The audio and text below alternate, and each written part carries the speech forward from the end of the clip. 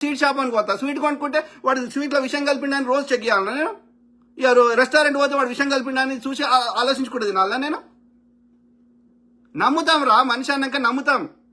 నువ్వు నమ్మేటట్టుగా నువ్వు చేసినావు, ఎందుకని నువ్వు నాతో పాటు పని చేసినావు, లేకపోతే నా కులం పేరు చెప్పినావు, లేకపోతే నా పక్వానికి వాడు ఇచ్చిన పైసలకి నువ్వు వాడు డేట్ కంటే ముందే నాకు ఇంట్రెస్ట్ ఇచ్చినావు, నమ్మించి బండి వేసుకున్నావు.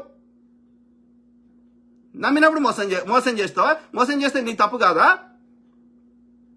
ఆలోచించండి మిత్రులారా, దయచేసి ఆలోచించండి. నేను ఒకటే కోరుతున్నా, ఓకే? ఎవరు చెప్పే కాడికి చెప్తారు, వాళ్ళు ఒప్పుకున్నంతసేపు చెప్తారు ఏ ఛానల్స్ వారైనా. కానీ నేను గమనిస్తుంది ఈ ఇష్యూలో మాత్రం దొంగ ముండా కొడుకులు, ఈ బీఆర్ఎస్ సంబంధించిన ముండా కొడుకులు, ఈ యొక్క ఈ మోతీలాల్ నాయక్ లాంటి లంజ కొడుకులు, ఓకే, పొద్దుగాలేస్తే బెదిరిస్తున్నారు.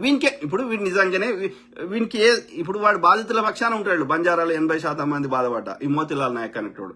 మళ్ళీ